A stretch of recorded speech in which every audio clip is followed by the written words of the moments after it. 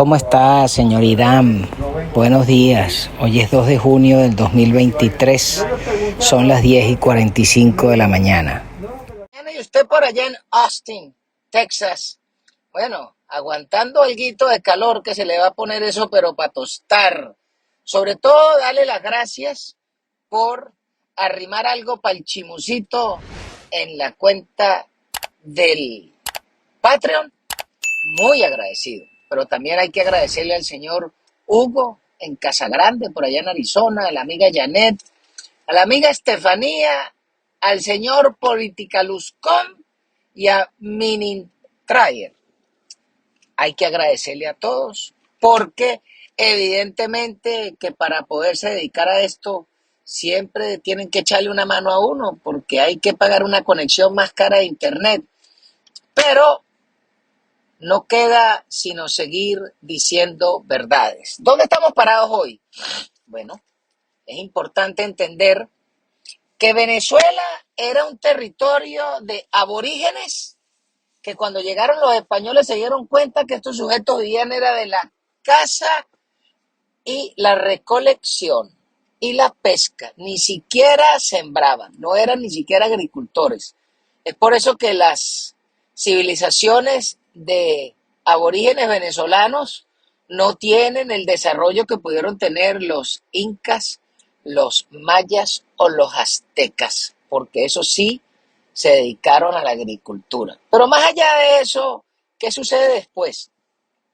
Que los españoles que plantean la conquista y traen el avance del reino de España por estas tierras, creó a unos hombres aguerridos con ambición y con deseos de echar para adelante, y luego de que el rey Fernando VII se hiciera pipí porque se lo traga Napoleón, pues hubo unos españoles nacidos en Venezuela que dijeron, no, ni nos vamos a calar a los franceses que vayan a lavarse ese culo y vamos a montar nuestra vaina, porque total, ¿para qué vamos a seguir parándole bolas a un toche rey que se dejó joder? Y por eso se plantean la independencia de América en Venezuela.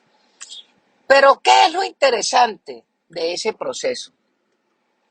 Que fueron hombres dispuestos a dar su vida y de poner todo su patrimonio y de poner las bolas en el yunque para que se las machucaran con erizos, pero también cargarse la vida de aquellos que intentaran atravesarse en su deseo de libertad o el deseo de cogerse el territorio. En cualquiera de los nombres que usted le ponga, fue la decisión de unos hombres que estuvieron dispuestos a matar y comer del muerto para tener un territorio con un nombre propio y estos ser los fundadores de una nueva república. Ese esfuerzo que se vio a lo largo de todo el siglo XIX, hasta que la flojera de los que dirigían el poder en el centro del país, lo que hicieron fue endeudarse para enriquecerse y mamarle gallo al resto de la población, que eran los que pagaban los aranceles de sus importaciones, ergo los gochos y los maracuchos, y aparecieron unos paisanos dirigidos por Castro y don Juan Vicente Gómez Chacón, y le pusieron coto a la vaina. Claro, eso no podía pasar liso. Entonces aparecieron los acreedores y le tiraron el cerco naval a las costas venezolanas. Y aparecieron los americanos con la doctrina Monroe, que dice América para los americanos. Le dijeron a los europeos, ustedes se devuelven, que estos indígenas van a pagar. Y es por eso que aparece la figura un poco menos demagoga, pero más precisa, como Juan Vicente Gómez, que se compromete en lo personal y compromete a la República a cumplir. Y eso pasaba por cambiar el sistema del derecho, de las leyes, para que el país pudiera promover que vinieran personas y corporaciones a invertir, a hacerse ricos, a ganar mucha plata, pero pagar impuestos. Porque las grandes naciones son aquellos territorios donde hay quien pueda arriesgar, invertir y ganar. y pagar impuestos por la seguridad que le da ese Estado. Esa es la ecuación de una república cualquiera. ¿Y qué pasó? Que esa voluntad de pago de Juan Vicente Gómez lo lleva a pagar toda la deuda y dejar el país libre de deuda. Y eso no fue endeudándose. Entonces, agarramos, avanzamos la película y 3 doritos después, como dice don Daniel, nos conseguimos en una Venezuela endeudada hasta las metras, con más de 160.000 millones de deuda en papeles, más de 20.000 millones de deudas de cuentas por pagar, y quién sabe qué otros chicharrones tenemos por ahí guardados, más intereses, más básico, más IVA. Y entonces, el grueso de los grupos que pretenden dirigir la Venezuela de hoy, lo que quieren es presentarnos a unos equipos económicos que son unos expertos en estatismo y en cómo pedir más plata prestada para correr la arruga. Explícame en qué parte de la ecuación tú pides real prestado para pagar reales prestados. Esa parte no la entiendo. En ninguna parte de la dirigencia de los que pretenden cambiar Venezuela, empezando por las ratas rojas hasta el último de los 32 candidatos, no están hablando de qué se va a hacer en la legislación para promover la generación de empleos privados. No se está hablando qué se va a hacer para que sea el esfuerzo privado el que produzca la comida que necesita comerse el país, porque agua y tierras frondosas tenemos y tenemos personas que estarían dispuestos a sembrar, pero no puede ser que tú vayas a sembrar o criar cuando pretenden entonces cobrarte coimas en 50 alcabalas desde que sales de Coloncito con un camión de queso hasta que llegas a Caracas. ¿Quién dijo esa verga? ¿Acaso es que uno va a producir queso para ser socio de un maldito guardia y tener un socio en cada alcabala? Negativo esa verga.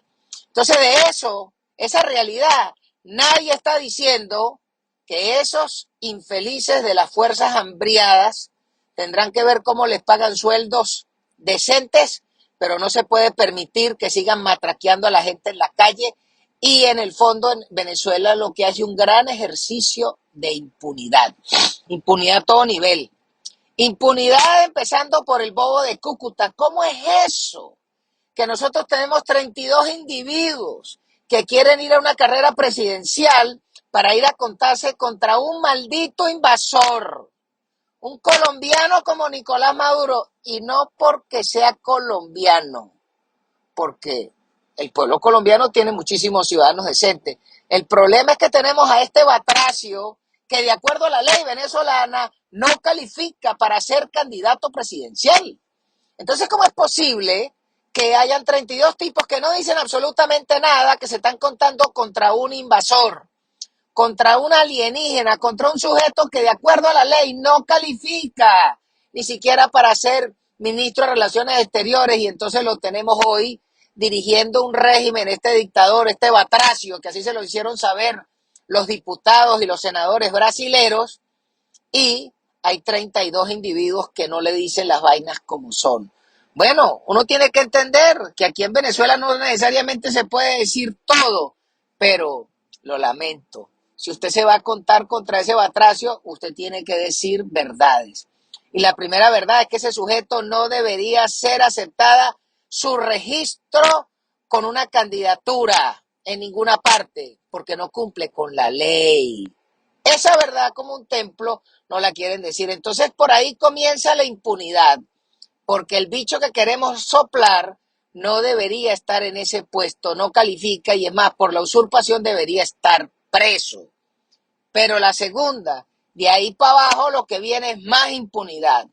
Entonces permitimos que otro batracio, que es el turco ese, el califa de Aragua, que vino de Mérida, se haya robado 23.000 millones de dólares de acuerdo a la cuenta que publican los mismos rojos, y el carajo lo tienen desaparecido. No se sabe si lo mataron, si lo picaron en Chop Suey, o están esperando que termine de transferir la plata. Pero ¿cómo es posible que no haya un maldito Contralor General de la República y un maldito fiscal que le presente cargos a ese ladrón, y una rata de procurador de la República que vaya y le confisque todos los bienes de la familia de ese batracio, en donde quiera que aparezca la cédula de ese perro, su padre, su madre, su esposa, sus hijos y sus hermanos tienen que confiscarlo porque todo eso es producto del robo y el expolio a la República. Y de eso no dicen nada.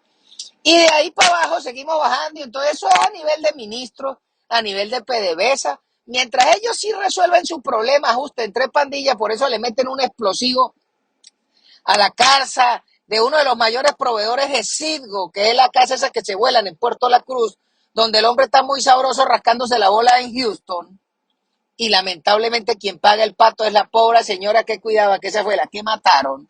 Y sigue la impunidad bajando, alcaldías, concejales, viejas del club, policías de rolito, guardias, todo tipo de pecueca que tiene chapa del Estado venezolano, lo que hace es robar, atracar, atropellar, abusar, y en la propuesta no se está planteando claramente que todas esas ratas serán llevadas ante la justicia, que hay que cambiar la ley penal, que no puede ser que tengamos unos sujetos que han matado 20 personas y apenas llegan a 30 años de cárcel, pero tienen derecho a beneficio. ¿Quién te dijo esa mierda?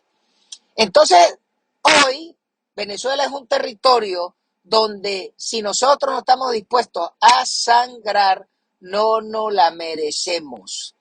El Libertador podrá tener cosas a favor y cosas en contra, pero lo que nadie le puede negar es la voluntad de quebrar al que fuera para lograr el objetivo de entregar una república. Ah, que él quería que esa gran república fuera su finca personal. Bueno, eso es otra cosa, pero por lo menos dio pelea hasta hacer convencer al Reino de España, que no era ningún caramelo en 1825, de que desistieran de estas tierras porque ya no iban a ser de ellos.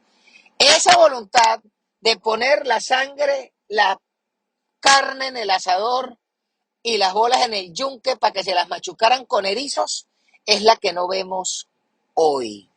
Y si no entendemos que el cambio de quitarnos estos bichos encima pasa porque tendremos algunos que morir en la tarea, entonces lo que merecemos es ser unos estúpidos esclavos cobardes de los invasores cubanos, rusos, turcos, chinos, con la traición de indígenas criollos que permitieron la destrucción de la república que teníamos. Ahí es donde estamos parados hoy y lamentablemente el que esté creyéndose pajas electorales, lo lamento. Pero la única verdad como un templo es que no hay forma de ganarle al sistema electoral cuando estas ratas manejan el rep, las maquinitas, los militares, los centros de votación, la transmisión, el código fuente y toda verga. No hay forma de ganarles. Así que ya es hora de que nos planteemos un cambio y el cambio hay que ponerle carne y sangre. De lo contrario es meternos mentiras y eso es una tristeza. Bueno, mi amigo, se me cuida. Por allá en Houston le toca irse a meter unas costillitas de puerco porque yo me voy para donde Joseito en Táriba a prenderle una vela a la Virgen, primero en la basílica y después unos pasteles de carne con arroz picante y masato, que les queda divino. Chao, chao.